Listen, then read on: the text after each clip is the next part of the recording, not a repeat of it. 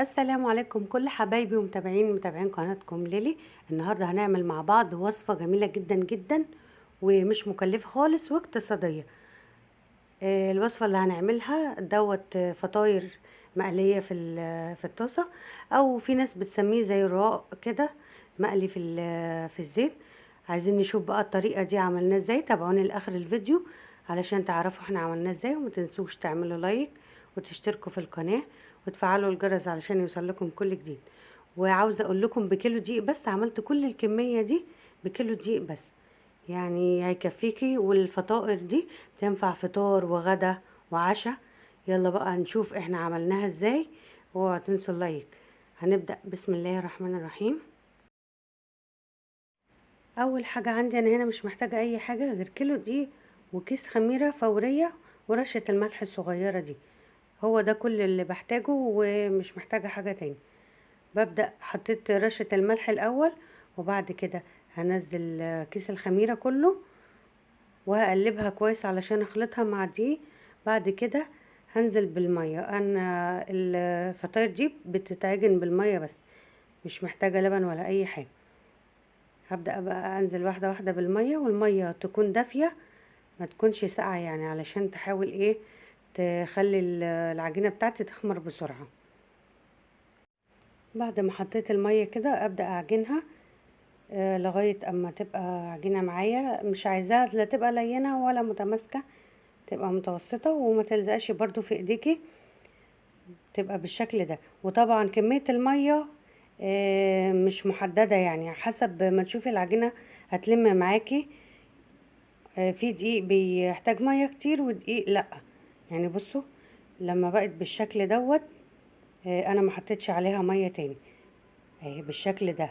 عايزينها تبقى بالشكل ده. وبعد كده هسيب العجينة بتاعتي ترتاح نص ساعة واغطيها كده واسيبها ترتاح نص ساعة. وهي بعد ما خمرت هبدأ بقى ايه اكورها كور كده واخلص الكمية كلها. وبعد كده هبدأ اشتغل فيها على طول.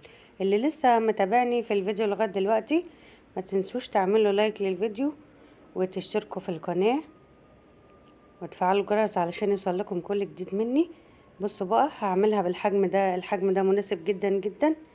وبعد ما بخلص كل الكمية بتاعتي ببدأ اشتغل في اول حاجة برضو عملتها علشان تكون ارتاحت وتتفرد معايا بكل سهولة.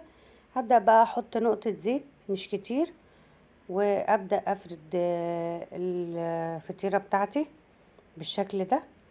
عاوزة اقول لكم ما تخلوهاش رقيقة جدا، تخلوها سميكة شوية علشان تبقى من جوه عاملة زي الفينو كده وترفع معايا، وعلشان كمان وانت بتاكليها تبقى طرية معاكي كده وتبقى جميلة ما تبقاش ناشفة.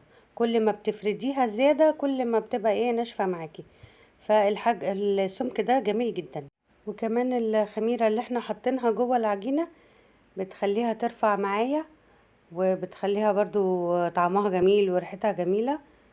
هبدأ بقى اخلص كل الكمية دي. لازم تفردي الكمية كلها الاول وبعد كده اقولك هنعمل ايه تاني. بس تعالي بقى شوفي كل الكمية اللي طلعت معايا قد ايه. من كيلو دقيق، يعني حاجة ما شاء الله. جربوها وقولوا لي ايه رأيكم في الكومنتات. بصوا الكمية بقى قد ايه، يعني بسم الله ما شاء الله. اهي الكمية معايا بصوا بعد ما فردتها. وبرضو ما تنسوش زي ما قلت لكم هبدأ اشتغل في اللي انا فردتهم الاول، هما برضو هيكونوا ارتاحوا وهبدأ اشتغل بيهم هما الاول. بصوا ما شاء الله الكمية. هروح بقى على النار بتاعتي اجهز الطاسة واحط الزيت بتاعي، وبعد كده انزل بالفطاير بتاعتي. بصوا بترفع ازاي، والحجم بتاعها ده كويس جدا جدا. لو انت مش حابة ان هي ترفع كده بالشكل ده ممكن بالشوكة وتعملي فيها فتحات بالشوكة كده، مش هترفع معاكي، بس هي بتبقى جميلة كده لما بترفع. وطبعا اول ما تحمر طلعيها، يعني ايه ما تنشفيهاش قوي علشان تبقى طرية معاكي من جوه برضو.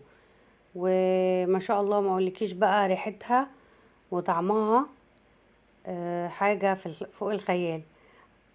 مش هتبطلي تعملي الفطاير دي. لان هي جميلة فعلا، بتنفع فطار وبتنفع في الغدا وبتنفع في العشاء، بتسد معاكي في اي وقت يعني. هبدأ بقى اخلص كل الكمية واوريكم في الاخر شكلها. بصوا ما شاء الله، عملت معايا كل الكمية دي من كيلو دقيق واحد زي ما قلتلك اهو. وطبعا بتتاكل مع حاجات حادقة، وممكن تتاكل برضو مع العسل ممكن. بصوا من جوه، هوريها لكم من جوه اهي. بصوا طرية وجميلة من جوه ازاي اهي. طبعا زي ما قلت لكم اهي، ممكن تتاكل مع جبنة، دي جبنة بيضة عادية، وممكن دي جبنة قديمة برضو، طعمها طبعا روعة بالجبنة القديمة. وطبعا اللي عاوز بقى يحلي في الاخر ممكن ياكل الفطاير دي مع عسل، بتبقى برضو طعمها جميل جدا جدا. حبايبي بقى اللي عجبوا الوصفة يشترك في القناة ويفعل الجرس، وعشان يوصل له كل جديد. وشكرا ليكم، والسلام عليكم ورحمة الله وبركاته.